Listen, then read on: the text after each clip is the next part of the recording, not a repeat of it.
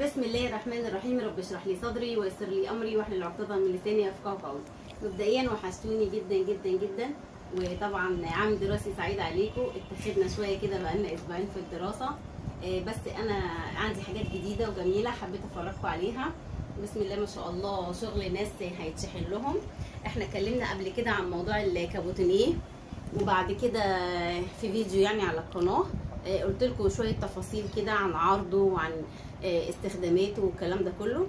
بس النهارده الفيديو اكيد فيه معلومات جديده. تعالوا بدنا نعرف ايه هي المعلومات الجديده، وايه الفرق بين الكابوتيني الهمر وايه الفرق بين الكابوتيني القطيفه الاسباني. تمام، وده بنستخدمه في ايه وده بنستخدمه في ايه، ويعني عايزاكم كده تتفرجوا على كل حاجه.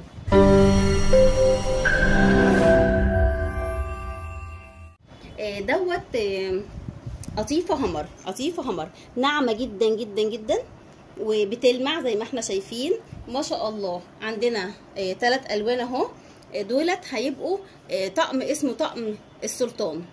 طقم السلطان ده بياخد القرصه بتبقى 175 سم، ومعانا نص متر الوشوش الخدديات. تمام. طيب معنى كده ايه؟ معنى كده ان القرصه دي زي ما انتوا عارفين انا بحب افرجكم كل حاجه على الطبيعه. القرصه دي 2 وربع. تمام، 2 وربع. النص متر للخدديات، والقرصه للسرير. سرير كبير 160، بيبقى الوش بتاعه قطيفه، الظهر بتاعه من قماش المصريه.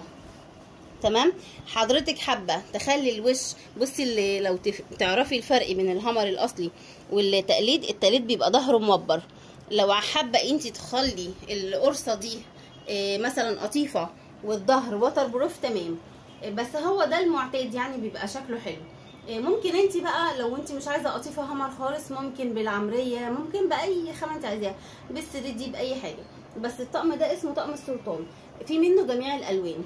عندنا زي ما احنا شايفين كده اهو الجبيره بتاعته العريضه والجبيره الرفيعه. كل ده هنزله لكم في صور على الفيديو عشان تفهموا الطقم ده بيتعمل ازاي. احنا كده هنحتاج من هنا اهو 2 لفه، كل لفه 6 متر، وهنحتاج من هنا اهو 3 لفه علشان الكورنيش.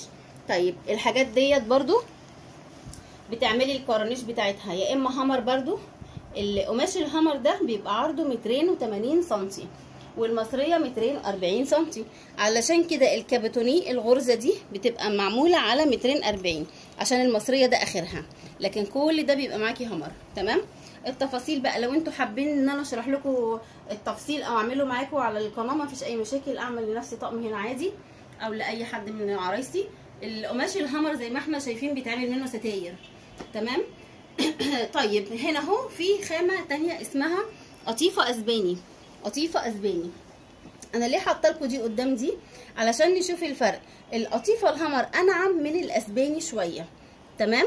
والقطيفه الهمر بتلمع شويه عن الاسباني، بحيث ان لو اي زبونه عاديه شافت ده ممكن ما تفرقش ما بينهم، بس انا حبيت اعرفكم الفرق بين ده وبين ده.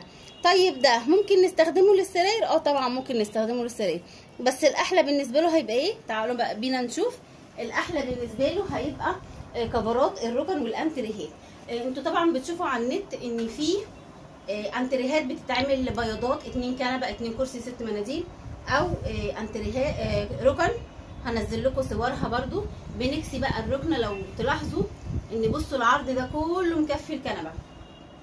عرض القماش زي ما احنا متفقين كده بيصفي على 240 ماشي زي ما احنا شايفين. طيب هتقولي لي انا الركنه بتاعتي تاخد كام متر؟ هقول لك كل ركنه وليها مقاساتها. لو انت عايزه حاجه ستاندر احنا بنقول 200 ماشي في 75، وبنقول للكنبه الكبيره. الكنبه الصغيره هتاخدي 1.5 متر في 75، وهيتبقى معاكي مناديل. كل التفاصيل دي هشرحها لكم في فيديو هقص فيه معاكم، يعني هشتري كابوتيني خاص بيا، لان انا جايباه دوت لناس بتخيط برضو، وزباين عندي بياخدوا من عندي بالجمله، وهم بيخيطوا وبيبيعوا لزباينهم. تمام. طبعا المتر ده يفرق في السعر عن المتر التاني. دي حاجه. ادي الظهر برضو بتاعه بيبقى القطن، بسم الله ما شاء الله. القطن المصريه ده جميل جدا يا جماعه.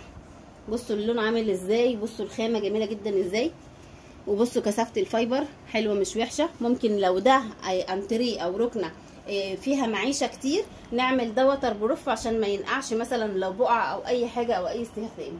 طيب ايه ده؟ الاسباني بتاعه اللي بيبقى بتاع الكورنيش.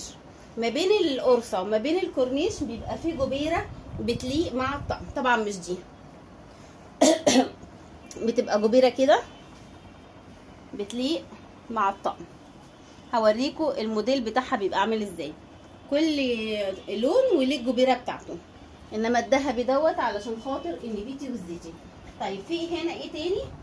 في غرز زي ما احنا شايفين، غرز مختلفه، يعني دي غرزه ودي غرزه، تمام، ودي غرزه، تمام.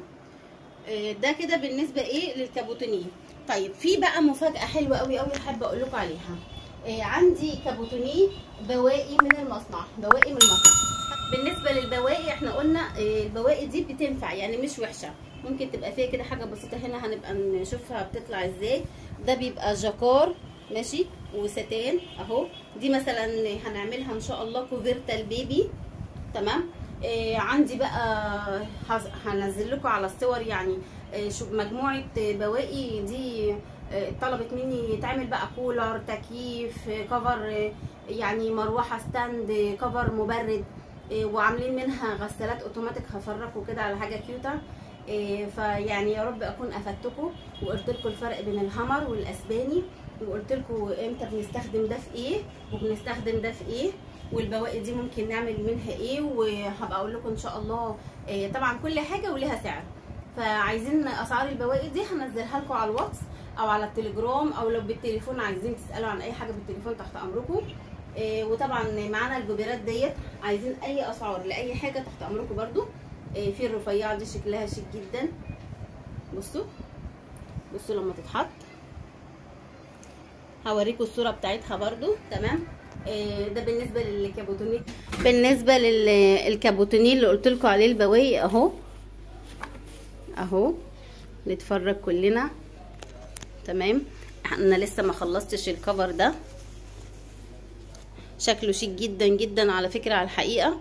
وعايزه اقول لكم ان هو عندي الخامات دي، يعني عندي البواقي دي وعندي المنقط الاسود ده.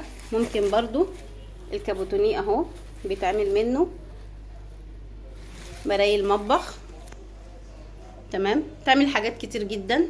انا لسه ما فنشتش ده، لسه هتحط فيه جبير وشكله هيبقى شيك جدا، تمام.